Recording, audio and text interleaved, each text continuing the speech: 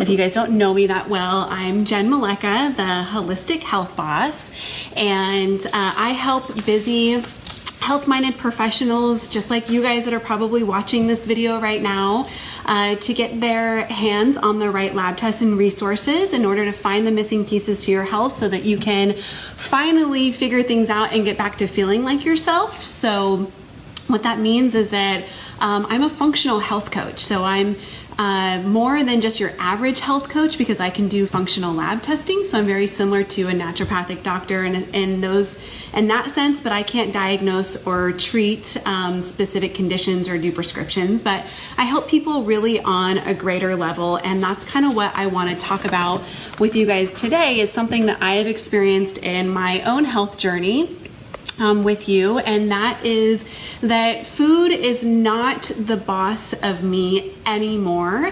And this is something that I help my clients with also. So let me tell you a little bit about where this comes from and how food used to basically kind of rule my life in so many ways.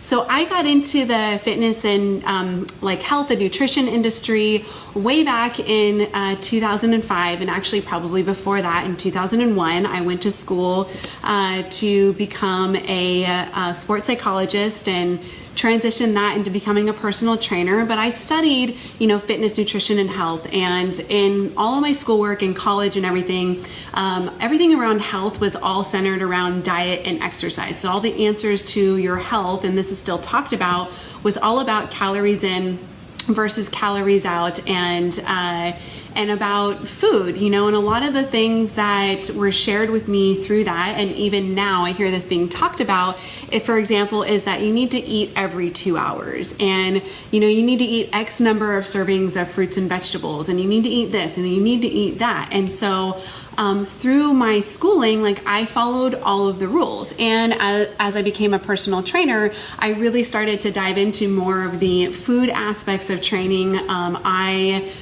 even trained for a couple of fitness shows myself, like bikini figure type of competitions, where I really dove into carb cycling and all kinds of different types of diets to get the results that I was looking for. And I look back at those times in my life, and even some of the earlier times or more recent times in my life, and food literally had been was the boss of me all the time. I remember working at the gym when I was a personal trainer, and I would literally schedule my clients around my eating schedule because I had to eat every 2 hours because that's what I was supposed to be doing, right?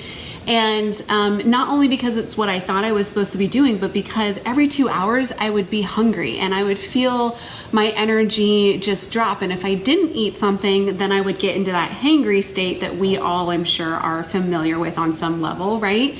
And my whole life centered around that. My whole life centered around food preparation as a result of that. I would literally carve out hours of time on a Sunday to go to the grocery store, to cook all my food, to portion out all of my food, to package it out. And that was half of my Sunday. I didn't really do a lot of fun things on Sunday because I was spending so much time organizing around food because I had to make all of these meals for the week. I had to have my breakfast, lunch, and dinner. I had to have my snacks so that I could eat every 2 hours. And it was just so exhausting and time consuming. So fast forward a little bit, after I moved on from personal training and I kind of got into the functional health space with where I work now, I just started to learn more about what was going on with my body and what some of my food needs were. And I started to identify some things that were going on with me. One is that I ran some functional lab testing, and I had adrenal dysfunction. It's not called adrenal fatigue. If you guys, are calling it adrenal fatigue, that's not exactly what it is. It's not the adrenals aren't actually fatigued in a sense. They're just dysfunctional in the way that they work. So the more appropriate term for that is adrenal dysfunction. And so I had this like adrenal imbalance that was going on, and I had hormone imbalances that were going on as a result of that, and I had leaky gut and all kinds of things. Like my body was like basically deficient in a lot of ways, and so I did need more food at that time. It needed to be fueled in some of the ways, and that's why one of the reasons why I was kind of like hungry all the time is I had this dysfunction. I had leaky gut stuff. I had parasites, bacteria, yeast overgrowth that were causing food cravings for me also. So even if I wasn't necessarily hungry or needing food for energy, my body would still crave food because these bacteria were causing some of the cravings that were going on. So I found all this out basically as I got into the functional health space. Like I said, I started running functional lab tests on myself. And I also did a test called metabolic typing, which is something that I have my clients do now. And it looks at your body from kind of a genetic makeup standpoint in terms of are you more sympathetic or parasympathetic driven? Are you a fast oxidizer or slow oxidizer? So for those really, kind of complicated technical terms that I just use, essentially what it means is like, how do you metabolize food? Do you metabolize carbohydrates really fast, for example? And so if we look at just like the basic foundations of metabolic typing, it kind of will assess people and put people into three basic categories. We can get way more in depth in this, but there are people that are protein types, which is what I am, and it's estimated that about 80% of the population are protein types, and that means that we metabolize carbohydrates pretty fast. And then the other two types are carbohydrate types, and those people will metabolize carbohydrates on a little bit of a slower speed. And then you have mixed types, which are kind of like in the middle. So for somebody like me who is a protein type and I metabolate carbohydrates really fast, that means that if I have a meal consisting only of carbohydrates or primarily carbohydrates, my body will process that super, super fast. And then what happens is like this shot of sugar like goes into the bloodstream. So carbohydrates are broken down into basically sugar in the body. And then you get this spike of sugar in the bloodstream, and whatever comes up has to go down. So it would come crashing down. And when it comes crashing down, that's where like 30 minutes or 2 hours after eating, I would have that dip in energy and feel hungry again and feel like I had to snack every 2 hours.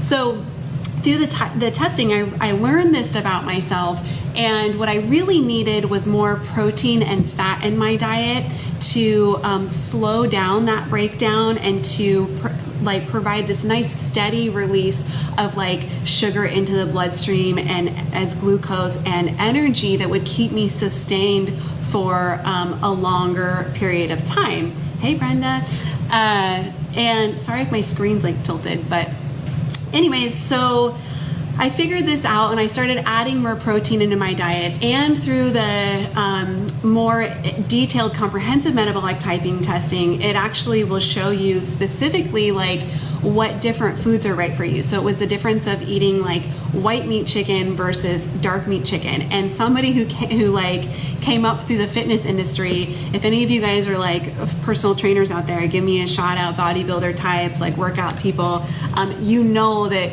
eating chicken breast and broccoli is like a thing, right? Like everybody that's trying to like cut weight, get lean, like they focus on eating chicken breast and broccoli for some reason. I don't know why, but it was a thing. And what really what I found out was that white meat chicken was not like serving me. It wasn't the ideal food for me to be eating. Actually eating dark meat chicken that was higher in purines and higher in fat content was actually more nutritious for me. So over time, I slowly started to transition my food and figure out what foods were right for my body. And over time, as I've done that, I have found what I call, I hear coaches talk about this a lot, but like food freedom in a sense, where now I was able to construct meals like breakfast or lunch or dinner that had the right ratios of protein, carbs, and fats for my body and for my nutrient needs, so that I could go 3, 5, or more hours without feeling hungry and with a ton of energy. And that was life-changing for me, because guess what? I got time back in my life. Like, I didn't have to think of all these snacks that I had to come up with through the week and be planning my clients or things that I was doing around the fact that I needed to snack every 2 hours. I was able to go, have just 3 meals a day, 3 solid meals a day, and feel awesome, have great energy. I was able to maintain my weight. I just felt good all around. And by doing that, it also helped me to then reverse some of the hormone imbalance stuff that I had going on. Because if you have if your blood sugar is on a roller coaster ride all day long, that's going to negatively impact your hormone balance, because anytime that cortisol drops or that sugar drops too low, so like I said earlier, when I would have if I had a meal primarily of carbohydrates, it would spike my blood sugar really high, and whenever it goes up, it has to come down. So when it would drop down low or below kind of baseline, then when your blood sugar does that, your body releases cortisol to bring it back up. And when then you create a domino effect in this roller coaster ride that's happening with cortisol all day long as well. And that's where adrenal dysfunction can start to set in, because we're toying with the natural rhythm of our cortisol levels. So by eating the right ratios of foods like macronutrients, the protein, carbs, and fats for my body, I then started to kind of reverse and untangle some of the existing hormone balances that I had going on. I was able to heal my gut, get rid of some of the bacteria, because I was reducing stress on my overall body. And that was a step in the right direction. That was the direction that I wanted to be moving in, and it freed up my time, and everything was going great. So that was awesome. And then after that, things were going good, and then I found out that I had toxic mold in my home, and then I had some more hormone stuff that happened, and toxic mold that created that triggered Hashimoto's in my body, and my nutrient needs changed a little bit again then also. I had to be really mindful and make sure that I was getting the right foods that I needed, and I also had to be mindful about not eating inflammatory foods. So for a period of time, I was very regimented about avoiding certain inflammatory foods that are encompassed in the autoimmune paleo diet. So I was already, kind of gluten-free, dairy-free, all those things. And then I also eliminated nightshade vegetables, all grains, nuts, seeds, beets, and legumes. And that in itself, then made me feel a little bit more neurotic again about food, because I had to pay attention to all those things. But it was something that was necessary that I had to do for a period of time so that I could get back to baseline and restore my health. And by getting a little bit more rigid and regimented with my food again, in terms of avoiding foods that were causing inflammation in my body, I was able to restore balance to my body once again, and get my hormones back, and get my Hashimoto's into remission, and heal from mold illness and all of those things as well. So I would say that for a period of time, food became the boss of me for a moment, and now it's not. And now it's not, because my hormones are back in balance, and I've healed myself, and I took that time to really invest in the right diet for me in order to create that healing process to allow it to happen. And now that I have, now that I'm back in a better place with my hormones, something that I've been playing around with has been intermittent fasting and more of a keto style diet, so that I've trained my body to become more fat adapted.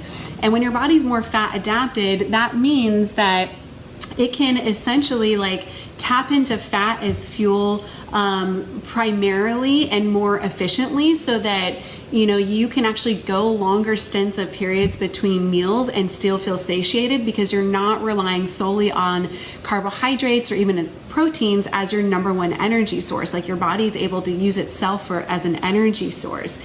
And this has been a really interesting experience for me over the last, I would say, it's September now, so maybe not even that long. I would say maybe like 4 months is when I started to move more towards a keto style diet. And I just want to caution you guys that the only reason that I was able to do that, or that it was okay for me to do that, was because I got my thyroid back in check and my adrenals back in check. So if you have some underlying hormone stuff that's still going on, then a keto style diet may not be right for you, and you want to work with like a functional health practitioner like myself to really understand that and figure it out, because you can do more damage than good if you go keto without fully understanding what your needs are. But so I started playing around with a keto style diet, and I'm not a true 100% like diehard keto person. I definitely eat more than 20 grams of carbohydrates a day when I'm doing like a keto thing. And I don't intermittent fast every single day because that's not right for me. But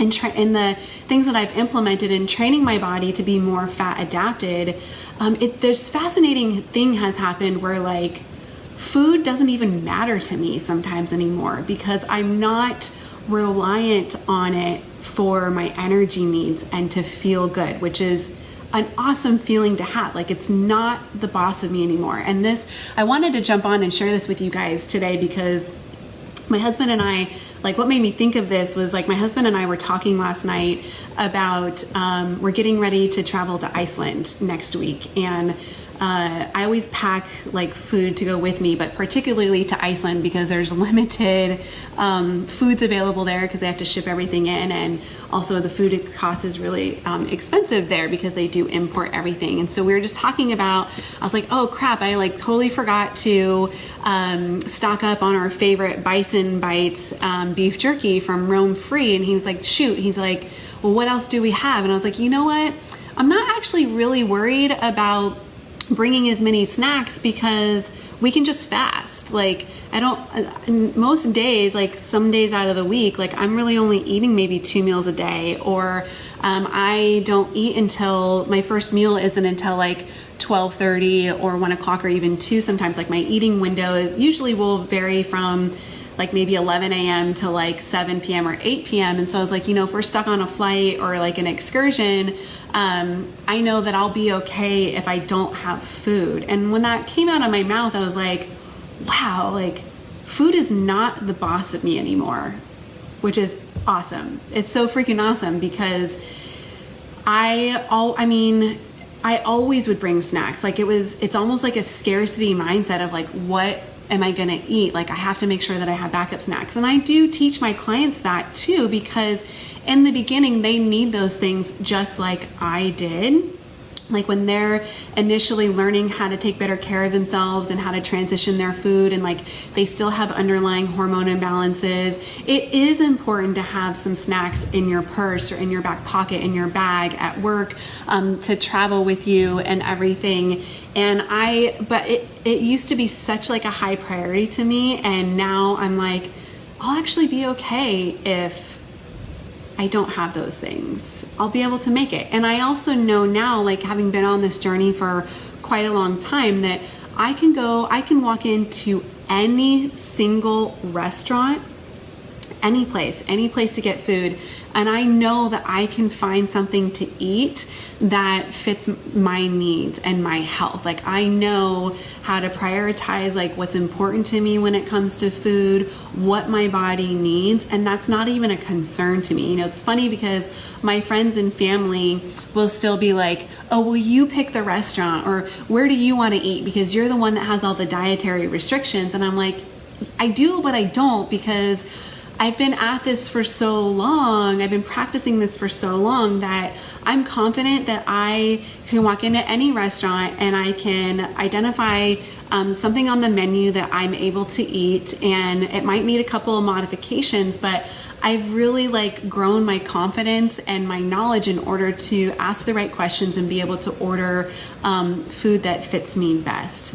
And so this is like a great thing to have. Like if you think about for yourselves, like how time consuming and how stressful food is for you right now, whether you're spending a ton of time like meal prepping like I was, or it's a constant worry or stress for you, I'm sharing this information with you because I want to give you hope that it doesn't have to be that way.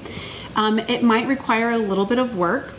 or a little bit of testing to figure out exactly what it is that you need. But ultimately, I just want you to know that food doesn't have to be the boss of you, because it's not the boss of me anymore. And I'm living proof that that is a possibility for you. And so some of the, just to recap, like some of the key things that have really helped me get to this place, and these are also things that I work with my clients to help them get to this place. Here's how I got there. So the first thing was figuring out initially like what foods were right for my body so that it could function at its potential. And that's the very first thing that I work on with my clients too. So we do some assessments and some tests to kind of figure that out. I have them do a food journal or a food and body language journal so that we can figure that out. So it's as simple as just like writing down what you ate, and then about 30 minutes or 2 hours later checking in to see how your body is responding to that food. So I have a couple things I want to share with you. So for example, after you eat something, if you feel physically full but still hungry, that could mean that you had too much fat and protein in your meal. Versus if you feel like that you have a need to snack after eating something, then that means that maybe there was too many carbohydrates or the meal itself wasn't like large enough. Another example is if you feel anxious or irritable, that could mean that you ate too many carbohydrates in your meal. Versus if your stomach feels heavy, that can mean too many fats and proteins. So these are some of the checkpoints that I have my clients go through after eating to kind of figure out what is the right ratios of protein, carbs, and fats for my body that are going to give me long-lasting, sustainable energy, that are going to balance my blood sugar values and in turn balance my hormones and help to heal my body overall. So that's the first thing that I worked on and the first thing that I teach my clients about. Now, the second thing that was a really big focal point in my journey and something that I also work on my clients with is doing something what I call is like uncovering hidden healing opportunities. And that's using some of the functional lab testing, like a urine test or a saliva test to look at your hormone values, maybe a urine test to look at your liver function and how well you're digesting protein, a stool sample test to look at what is going on in your gut. Do you have parasites, bacteria, yeast overgrowth that are driving cravings and inflammation and imbalances in the rest of the body that's going on? Are there any food sensitivities that you have? And so we'll run a couple of tests, and I run all these tests on myself to identify like what are these areas that that need to be healed in order for me to get back to balance and homeostasis, so that my my food needs can then be balanced, and also my energy can be balanced. My hunger is then balanced when we start to resolve some of those underlying like hidden healing opportunities or imbalances that are going on in the body. And then the third thing that has been really, really impactful for me, especially lately as I've continued on in this journey, and something that I also again teach my clients, is basically learning a model of self-care so that you know how to tune into your body at any point in time and know exactly what it needs from you and to take action to provide that. So, there are obviously some emotional aspects to eating as well. And I find, clients who are resistant to changing their diet or struggle in that area or that are hungry, sometimes will discover that one, they're bored, or two is that they aren't taking care of themselves in other ways, so they're looking to food as a way to like reward themselves. So they're not making enough time for themselves in their day. They're on a daily basis, and it could be as simple as just taking 5 minutes of silence per day to disconnect from all the noise that's in our day. It could be as simple as doing some deep breathing, like reading your favorite book, filling yourself up in some kind of way. Like, when we're constantly doing things for other people or busy all the time, there's my cat Marshall, busy all the time, then what happens is like we get to the end of the day and we're like, I worked so hard for everybody else and I did all these things for everybody else and I got nothing today. So you know what? I'm going to reward myself. Hey, Marshall. I'm I'm going to reward myself and I'm going to eat something delicious that's going to make me, feel good. And so when we start to shift that mentality of how can we take better care of ourselves in other ways, then food again becomes less of a priority. And it becomes easier to eat the foods that are nourishing for ourselves versus the foods that just feel fancy and good, right? So that's one example. Also, this model of self-care is understanding like how other factors in your lifestyle affect your hunger. How maybe when you're really stressed, you do have higher energy needs, so you do need more food, but you also want to be choosing the best food for your body to support those energy needs. So that's not eating cakes and cookies and things that are high in sugar that are going to give you like that instant energy or an energy drink. It's eating things again that are maybe going to be more fat and protein oriented, more nutritious, that are going to give you that sustainable energy that you need to work the 12-hour day, to get through the stress or whatever it is that you need. And I know that too, because my mom passed away, it'll be 2 years in November. And that was a pretty emotional, stressful time for me. And so that definitely was not a time where I was intermittent fasting by any means. I was very mindful about what I was putting into my body, and I also knew that I needed to eat a little bit more because I needed more energy to deal with and heal with that situation, right? So that's something that I, again, have worked on personally. It's just being more connected with my body and going, okay, I feel hungry right now, but what does that actually mean? Is that because I got a crappy night of sleep? I haven't drank enough water today? Am I bored? Is there something going on that's emotionally? Am I feeling stressed out? And how can I support my body better, right? So all of those things, those are kind of the three major steps that I took that has landed me in a position today where food is not the boss of me anymore. I am the boss of me. I am the holistic health boss, and I want you to be the boss of you too. And I want you to find your own food freedom. So if you're listening to this right now and just feeling like you need help in these kind of ways, and this is resonating with you on some level, like you've been struggling with finding your food freedom, you feel like food just has taken over and is dictating your life, and you're spending all these hours and all this time doing it, then let me help you make it simple. In the video today, I posted a link. I do offer complimentary consultations to anybody out there where we can get on the phone for 45 minutes, talk about what's going on with you and your body, what things you've tried, what it is that you want for your health, and what some of the solutions might be for that. So one call can maybe change your life, and you'll learn something about that from me that is going to make all the difference in the world for you, because I know that it's made all the difference for me with what I'm sharing with you. So that's what I wanted to share with you guys today. Thanks for hopping on live with me, and I hope you found this helpful.